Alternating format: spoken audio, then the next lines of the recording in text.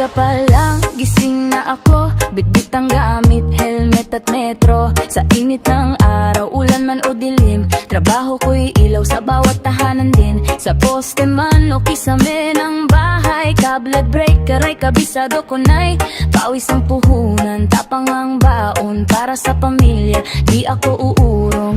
Delikado man ang aking pinasok, basta para sa pangarap, tuloy ang lakad ko.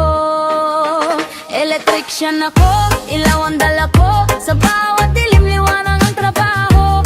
Kahit pagod na, di sumusuko, para sa mahal ko lalaban ako. Electrician ako, taas noo sa mundo, marangal ang hanap buhay ko. Sa bawat switch na aking pinindot, pag-asa ang agad na umiilaw dito.